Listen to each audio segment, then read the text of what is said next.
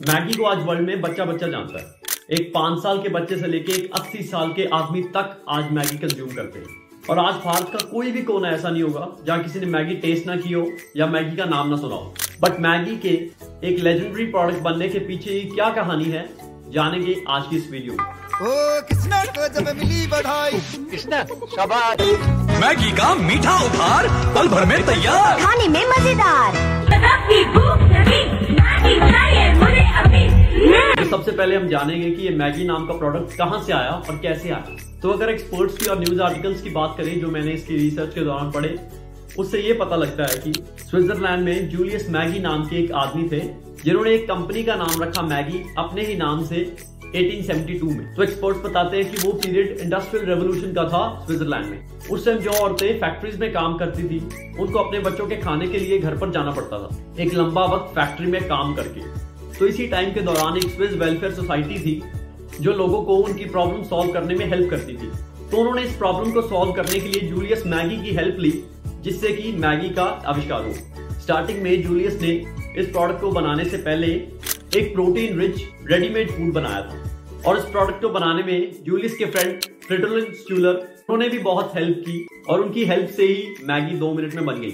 तो ये 2 मिनट वाली टैगलाइन मैगी के फेमस होने से पहले की चल रही है। तो अब 1912 तक मैगी यूनाइटेड स्टेट्स और फ्रांस तक पहुंच गई। पर इसी साल जूलियस मैगी जो इसके इन्वेंटर थे उनकी डेथ हो गई। तो अब हम आते हैं 1947 में, जब मैगी को नेस्ले कंपनी में मर्ज कर लिया गया और उसकी मार्केटिंग और ब्रांडिंग की बदौलत मैगी आज हर किचन तक पहुंच गई। तो मैगी को हर घर तक पहुंचाना इतना आसान नहीं था। इसके लिए नेस्ले को 100 करोड़ खर्च करने पड़े मैगी की एडवर्टाइजमेंट पर, जिसमें मैगी ब्रांड को शेयर ज्यादा दिया गया। तो मैगी का नेस्ले में मर्ज तो 1947 में हो गया था, बट मैगी को 1984 में इंडिया में लाया गया। उस टाइम किसी ने नहीं सोचा था कि मैगी लोगों को इतनी पसंद आएगी, बट हुआ इसका उल्टा। मैगी लाखों लोगों की पसंद बन गई और मैगी की 2 मिनट वाली टैगलाइन ने इसमें बहुत हेल्प की। जैसे जैसे टाइम बीतता गया लोगों का लाइफस्टाइल चेंज होने लगा और साल 1999 आते आते मैगी हर घर की एक जरूरत बन गई, सिर्फ उसकी 2 मिनट वाली टैगलाइन के कारण। बट मैगी का सफर इतना भी स्मूथ नहीं रहा। 2015 में मैगी नूडल्स उत्तर प्रदेश की शाहजहांपुर लेबोरेटरी के टेस्ट में फेल हो गई। डिस्ट्रिक्ट एडमिनिस्ट्रेशन ने नेस्ले पर 45 लाख का फाइन लगा दिया था। इसके अलावा 2015 में ही गोरखपुर स्टेट लेबोरेटरी और the central food laboratory of Calcutta को मोनोसोडियम ग्लूमेट मिला मैगी के सैंपल्स में, एक्सीडिंग क्वांटिटी में। तो अब आपका सवाल होगा कि मोनोसोडियम ग्लूमेट होता क्या है। तो वैसे तो एक सॉल्टी एसिड होता है जो नेचुरल प्रोडक्ट्स में भी पाया जाता है, जैसे चीज और टमाटो। ज्यादातर इसका इस्तेमाल चीजों को थिक बनाने के लिए किया जाता है। आप इसे अजीनोमोटो से मिलता जुलता समझ सकते हैं।